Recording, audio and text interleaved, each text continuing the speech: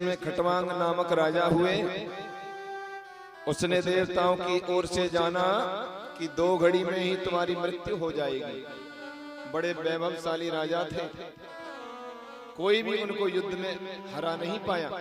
खटवांग राजा को देवताओं के लिए भी उन्होंने युद्ध किए थे, उनके सामने कोई भी युद्ध में टिक नहीं पाया। ऐसे थे खटवांग राजा।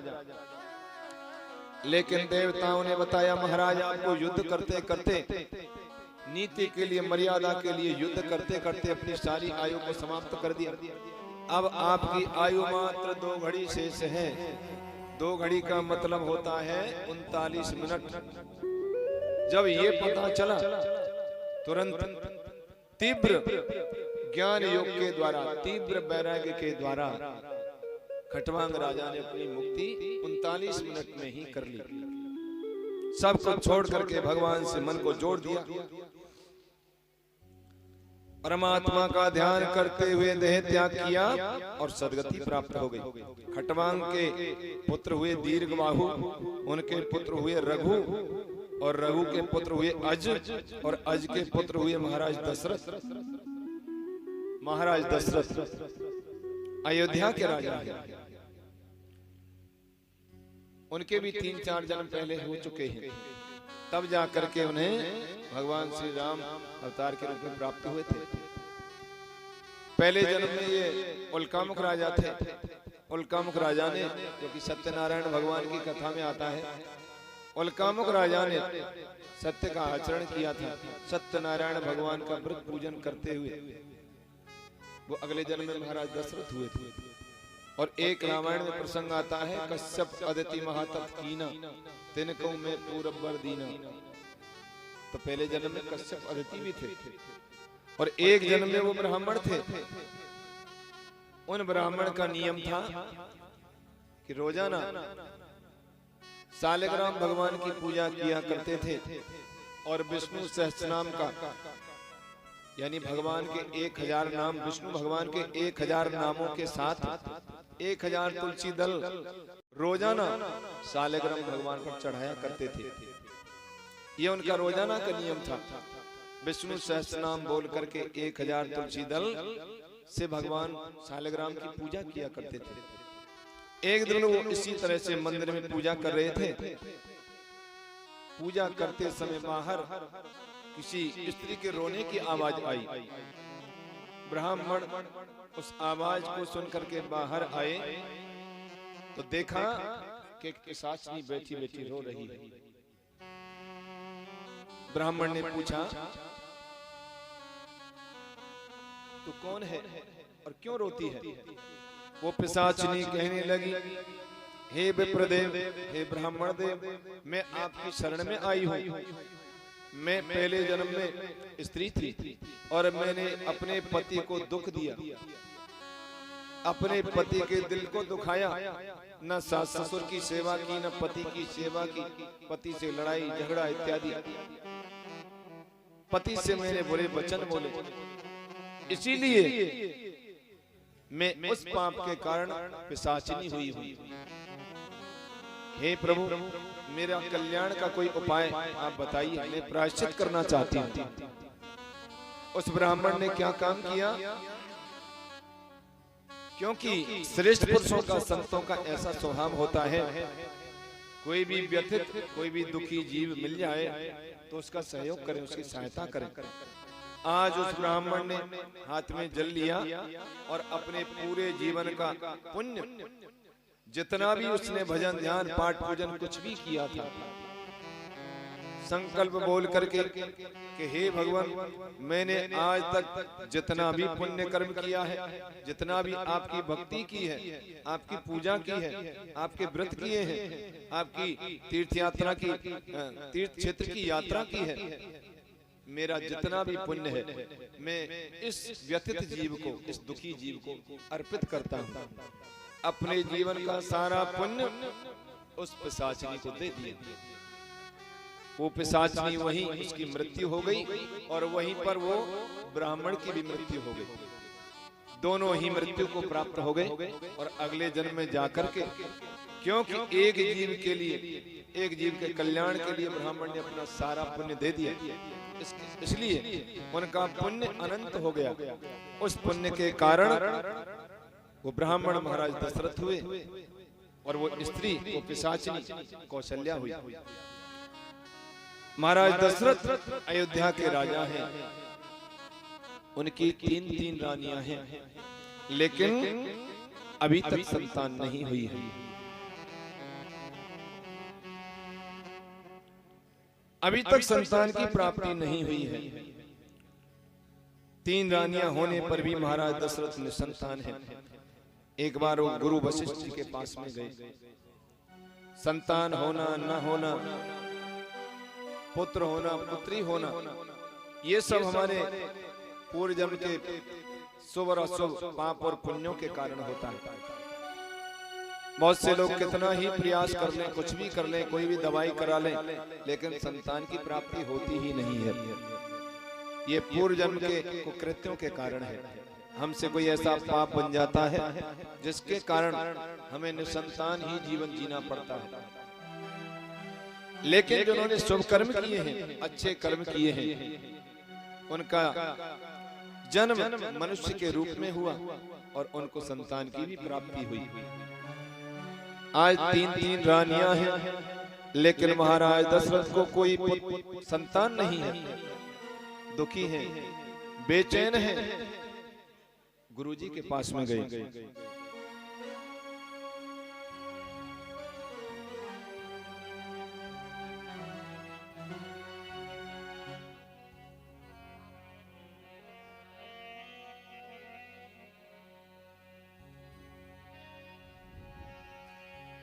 निजी दुख सुख सब बुराई सुना, दुख सुख सब बुराई सुना, कहे वशिष्ठ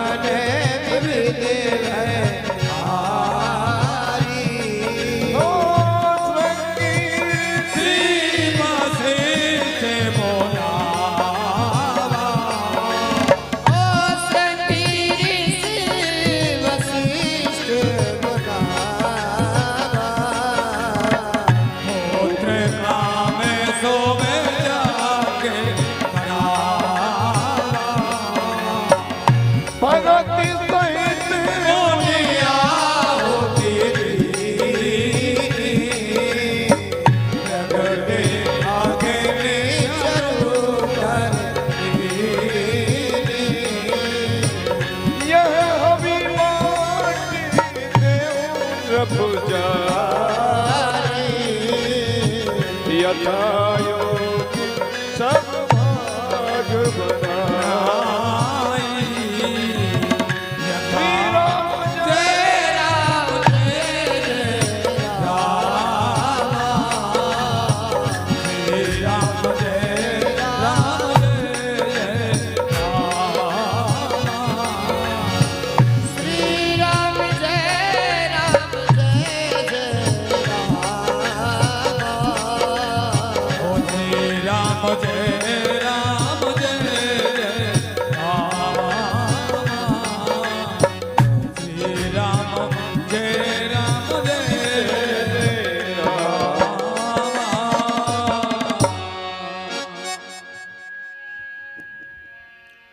निज दुख सुख सब गुरही सुनाय। गुरुदेव, मेरी वृद्धावस्था आ गई, बुढ़ापा आ गया, लेकिन संतान नहीं है। गुरु वशिष्ठ जी कहने लगे, गुरु वशिष्ठ जी योगी हैं, सिद्ध हैं। धरऊ धीर होय है सुतचारी। राजन धैर्य धारण करो, तुम्हारे एक नहीं 4-4 पुत्र होंगे। और जब गुरुजी ऐसा आशीर्वाद दे दें तो मन खिल उठता है, मन गदगद हो जाता है, क्योंकि गुरु कोई शरीर नहीं होता है। गुरु के अंदर बैठे हुए परमात्मा गुरु के द्वारा, उस शरीर के द्वारा प्रकृति का कोई कार्य कराते हैं। गुरु कोई साधारण चीज नहीं होती है, गुरु कोई शरीर नहीं होता है। गुरु कौन होता है? गुरुर् ब्रह्मा गुरुर्विष्णु गुरुर्देवो महेश्वर, गुरु साक्षात परब्रह्म तस्मै श्री गुरुवे नमः।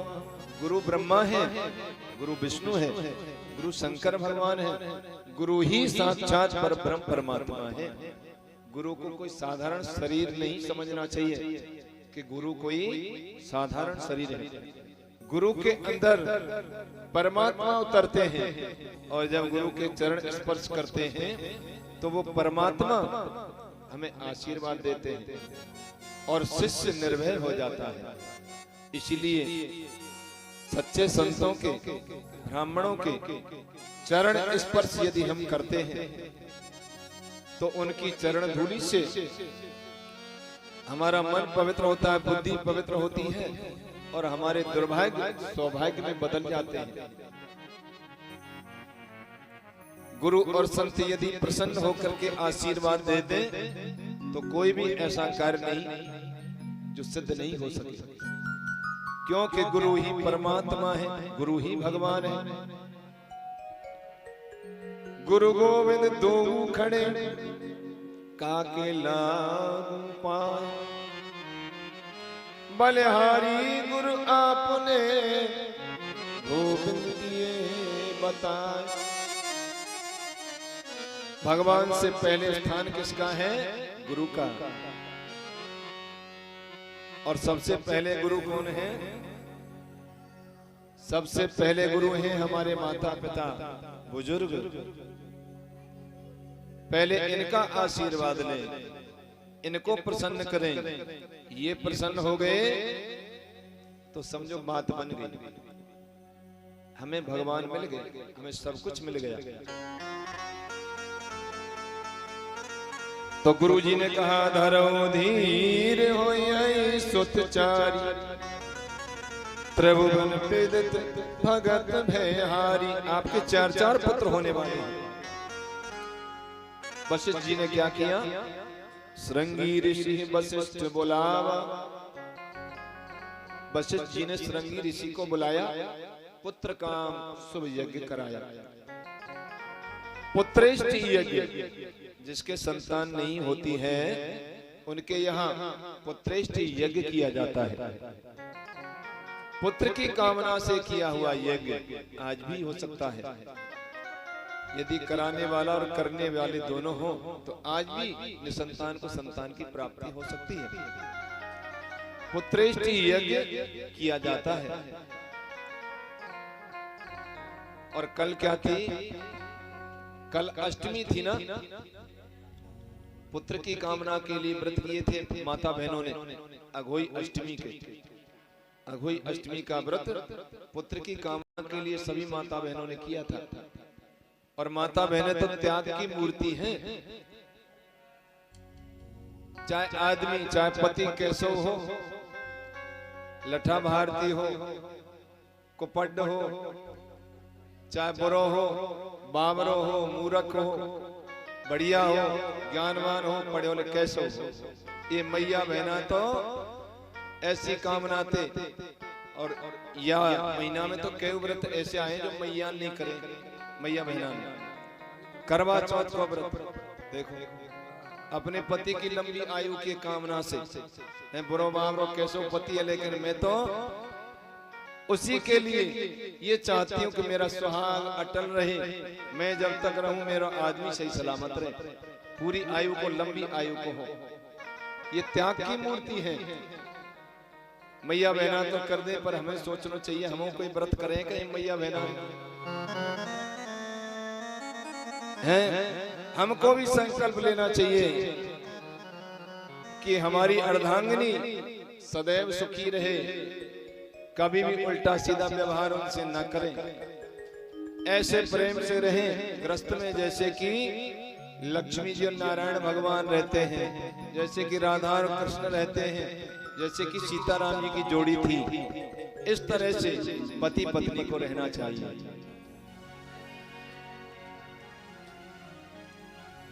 भगत सहित मुन आहुति दीनी, प्रगटे अग्नि चरु कर लीनी।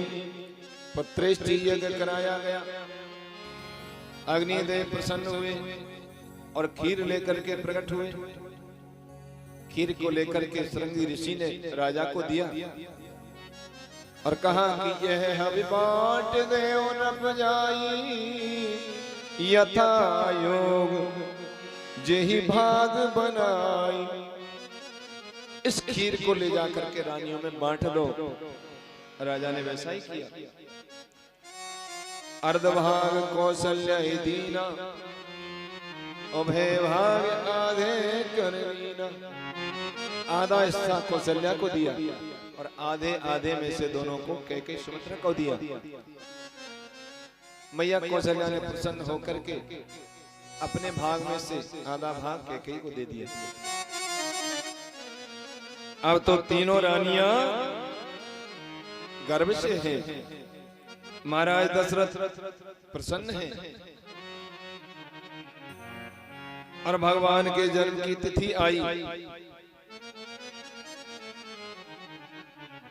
नौमी तिथि मधुमास पुनीता, हो शुक्ल पक्ष अब जित हर प्रीता। राम सिया राम सिया राम जय जय राम। राम सिया राम जय जय राम। हो नौमी तिथि मधुमास पुनीता, शुक्ल पक्ष अब जित हर प्रीता। राम सिया राम जय जय राम। सिया राम जय जय राम। हो मध्य दिवस अति शीत लगा, पावन काल लोगे विश्राम।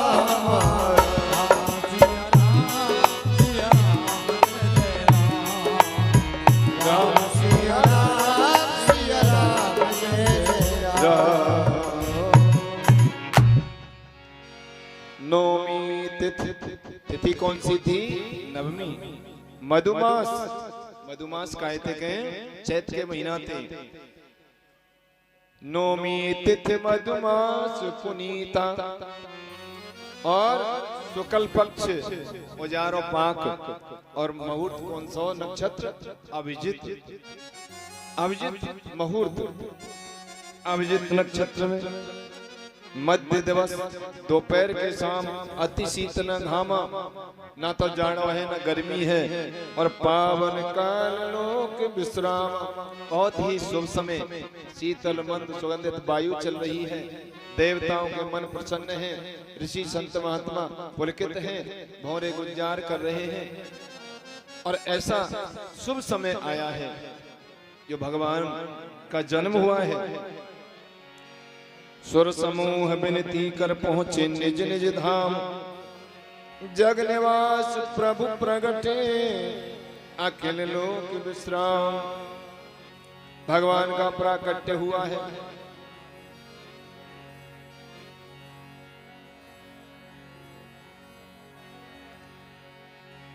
भय प्रगट कृपाला दीन दयाला, को कौशल्या हितकारी हर्षित मेहदारी मुनि मनहारी अद्भुत रूप विचारी जन अभिरामा घन घन श्यामा निज आयो भुज चारी भूषण बनमाला नैन विशाला शोभा सेत भरारी कहे दुई कर चोरी अस्तुति तोरी कई विधि करो अनंता आया गुण ज्ञाना तीत हमारा भयो निरान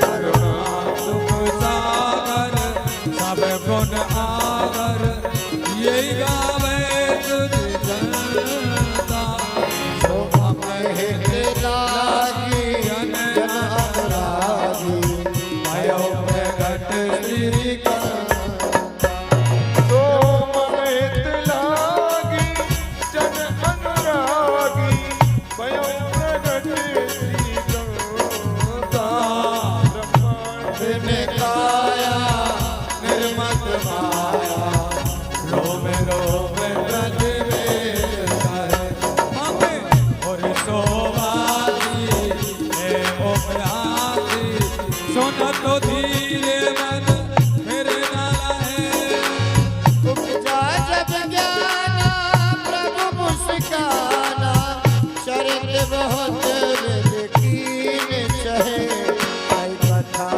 सुहाई मात बुझाई प्रकार सुत माता मुनि बोली सोमत डोली सजवतात यह रूपा जैसे सुरीला अत प्रिय जीला मैं सुख परम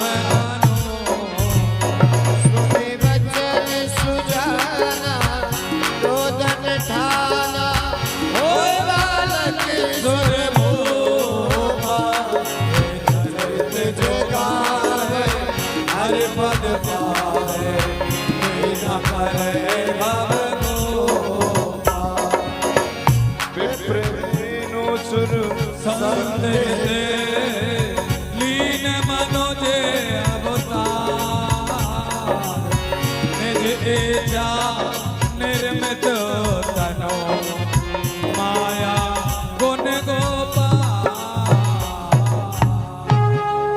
बोले रामचंद्र भगवान अपने अंशांश से 4 रूप धारण करके राजा दशरथ के पुत्र हुए। नाम है राम लक्ष्मण भरत शत्रुघ्न। गुरुदेव ने उनके नामकरण किए। जो आनंद सिंधु सुख राशि सी करते त्रैलोक सुपासी सो सुख धाम राम असनामा अखिल लोकदायक विश्राम।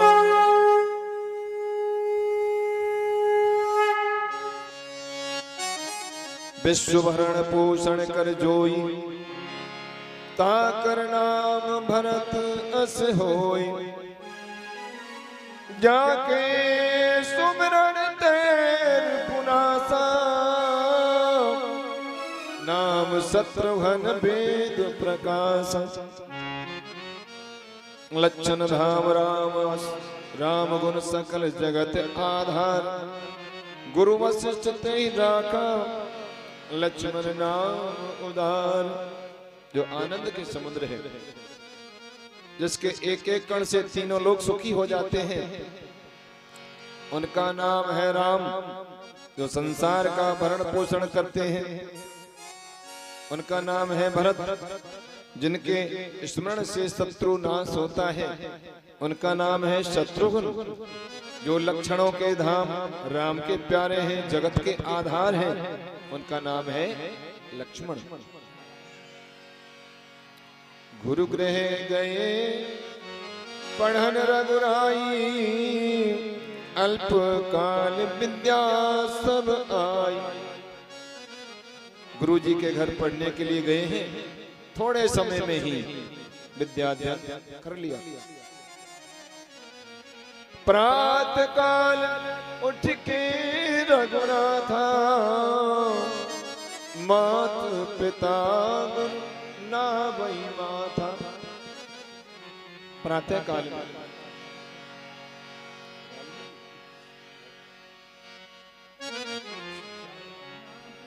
देखो, जब लाला को जन्म होए तो बधाई गीत गाए जाएं। अब राम जी की, भगवान कृष्ण की तो गाएंगे ही गाएंगे, लेकिन एक राम जी की बधाई है। पहले राम जी को जन्म हो, वाके बाद में फिर कृष्ण भगवान का होएगा। तो सभी राम जी के जन्म की खुशी में बधाई गीत गाएंगे और प्रेम से नाचेंगे, झूमेंगे और प्रेम से सभी राम जी के आगमन का आनंद, इस कथा का आनंद लेंगे। बोलिए रामचंद्र भगवान की जय। वो चारों ललना प्रकट भय आज अवध में लडुआ बटे। चारों ललना प्रकट भय आज अवध में लडुआ बटे। चारों ललना प्रकट भय आज अवध में लडुआ बटे। ओ चारों ललना प्रकट भय आज अवध में लडुआ बटे। लडुआ बटे मीठी मेवा बटे। लडुआ बटे मीठी मेवा बटे। लडुआ बटे मीठी मेवा बटे। लडुआ बटे मीठी मेवा बटे। ओरे धीनी धीनी भर गुलाब अवध में लडुआ बटे। और धीनी धीनी मोड़े रे बोला लागे रे अवध में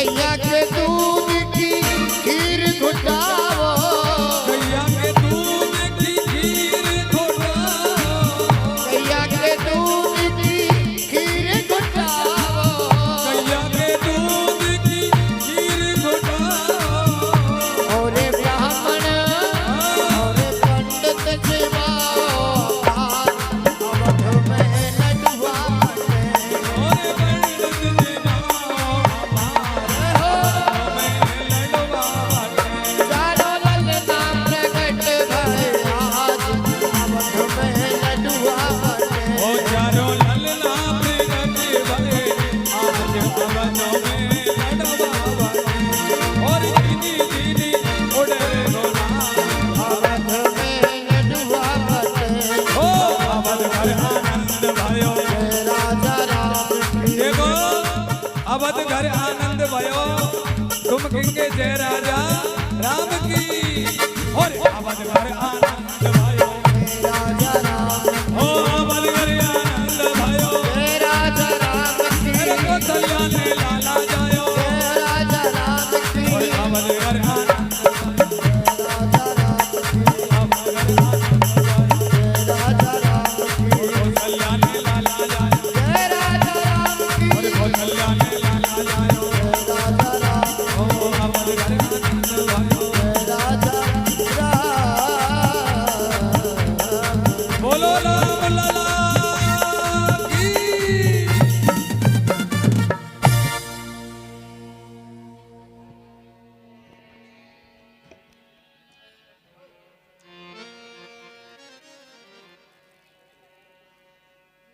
जब पुत्र का जन्म होता है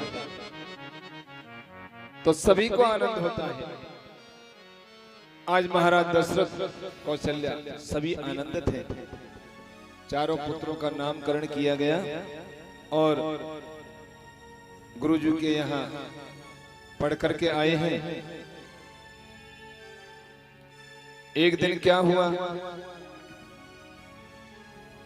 राम लक्ष्मण भरत शत्रुघ्न चारों थोड़े बड़े हुए हैं। एक दिन ऋषि विश्वामित्र जी महाराज दशरथ के घर आए हैं और कहने लगे, महाराज दशरथ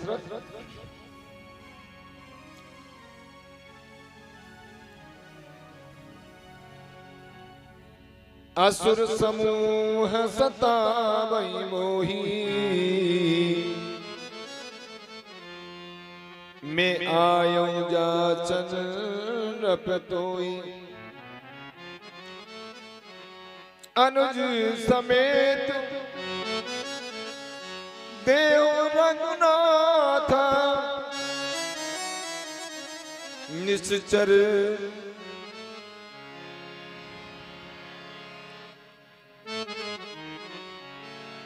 अनुज समेत देहो रघुनाथ निश्चर पद में हो सनाथा।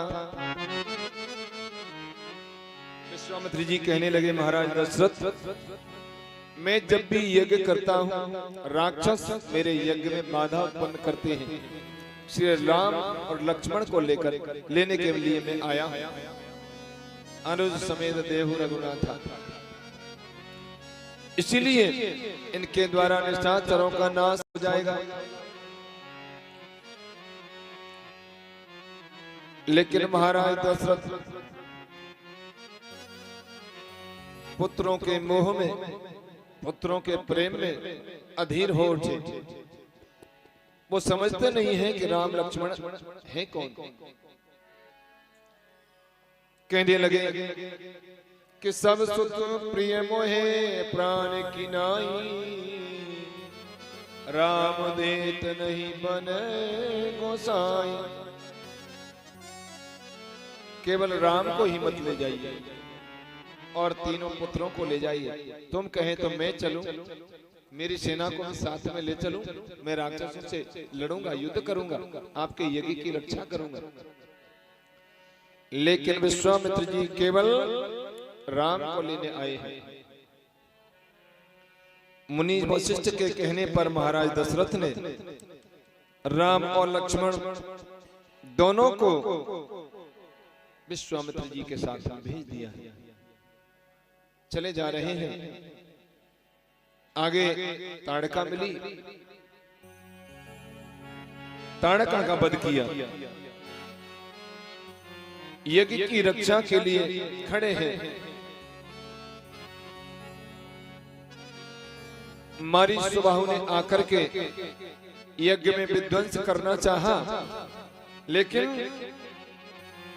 बिन परवाण राम ते ही मारा, सत जो जनगा सागर पारा।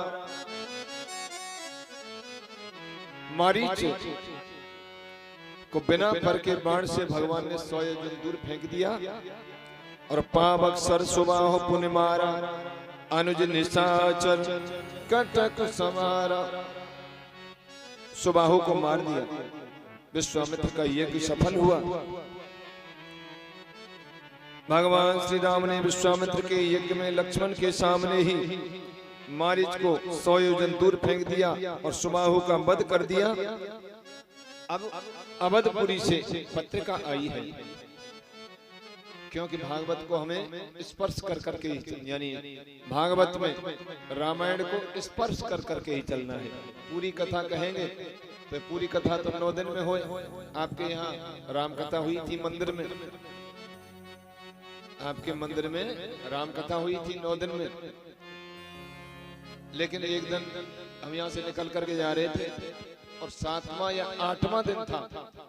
7वें 8वें दिन तक बालकांड भी पूरा नहीं हुआ था। उस दिन राम विवाह हो रहा था 7वें 8वें दिन। लेकिन नियम ऐसा है कि 9 दिन में पूरी रामायण हो जानी चाहिए। जहाँ 8वें दिन राम विवाह हो रहा हो तो 9वें दिन पूरी रामायण कैसे हो सकती है? कैसी राम कथा थी हमें तो पता नहीं। 7वें 8वें दिन आपने भी सुनी होगी, राम विवाह किया जा रहा था। ऐसी राम कथा हमने तो कहीं सुनी नहीं। 9 दिन में 9 कांड पूरे हो जाने चाहिए। नवदा के आधार पर राम कथा होनी चाहिए। लेकिन जैसे भी वक्ताओं के जैसे भी सिद्धांत होते हैं वो अपने आधार पर वैसे करते हैं, पर 8 दिनों में तो बालकांड पूरा नहीं हुए। 9 दिनों में सबरी कथा, 9वें दिन 1 दिन में सबरी रामायण कर दी। कभी मौका नहीं मिल रहा है, यदि मौका मिलेगा तो राम कथा सुनाएंगे और 9 दिन में ही राम कथा पूरी रामायण करके बताएंगे। वो आपकी राम कथा पूरी हुई नहीं थी।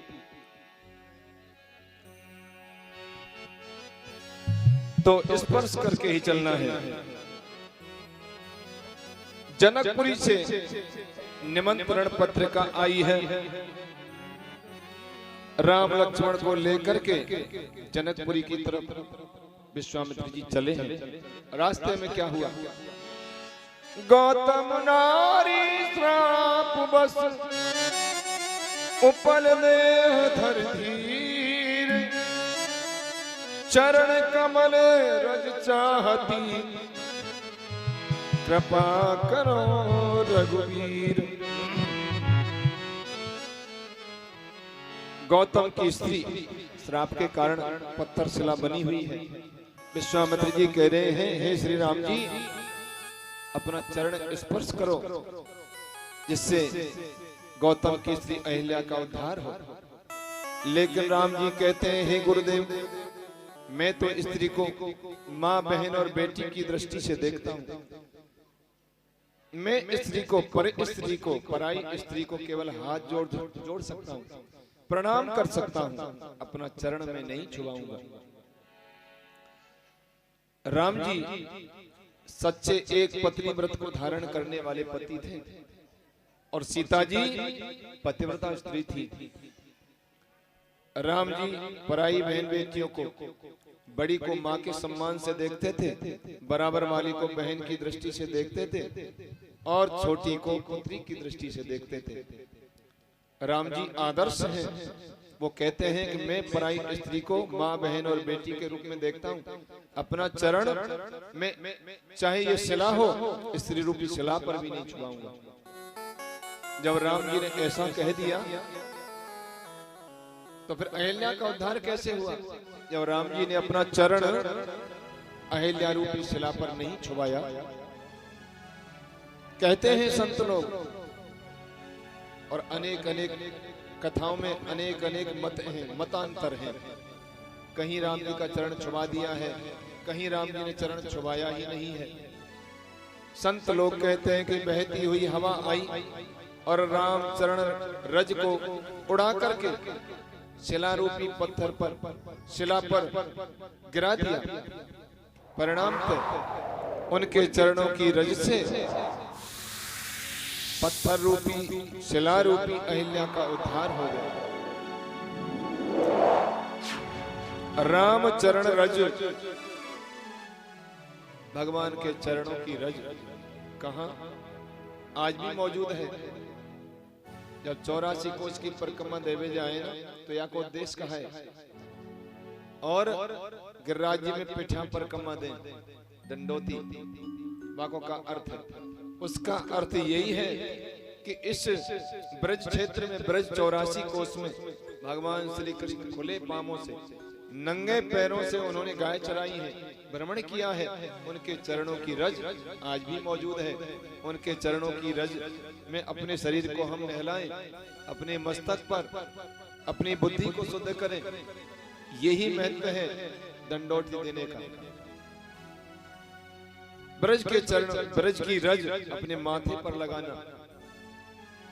मेरे ब्रज की माटी चंदन है, ब्रज की माटी पवित्र है, इसलिए ब्रज रज में दंडोती लगाते हैं। दंडोती लगाना चाहिए। यहाँ अनेक पहुंचे हुए ऋषि संत महात्मा अब भी विचरण करते हैं। उनके चरणों की रज हमारे मस्तक पर लग जाए, हमारी बुद्धि शुद्ध हो जाए, मन शुद्ध हो जाए और हमारा कल्याण हो जाए। राम चरणों की रज पत्थर रूपी, शिला रूपी अहिल्या पर गिर गई और अहिल्या का उद्धार हो गया। शिला में से अहिल्या प्रकट हुई। पर सत पद पावन शोक न सावन, प्रगट भई तप पुंज सही। देखत रघुनायक जन सुखदायक, सन्मुख होई कर जोर रही। अति प्रेम अधीरा पुलक शरीरा, मुख नहीं आवे बचन कही। अत से बड़ भागी चरणन लागी, जुगल ने जलधार बही। एही भांति सिधारी गौतम नारी, बार बार प्रभु चरण पड़ी। जो अति मन भावा सो बर पावा, गए पतिलोक आनंद भरी। भगवान के चरणों की रज से, भगवान की कृपा से, भगवान के चरणों की वंदना करती हुई गौतम ऋषि की पत्नी अहिल्या भगवान के बैकुंठ धाम में चली गई। अहिल्या का उद्धार हो गया। अस प्रभु दीन बंधु हरि, कारण रहित दयाल। तुलसीदास सठते ही भज, छाड़ कपट जंजाल। ऐसे प्रभु अकारण करुणा बरुणालय हैं, अकारण ही कृपा कर देते हैं।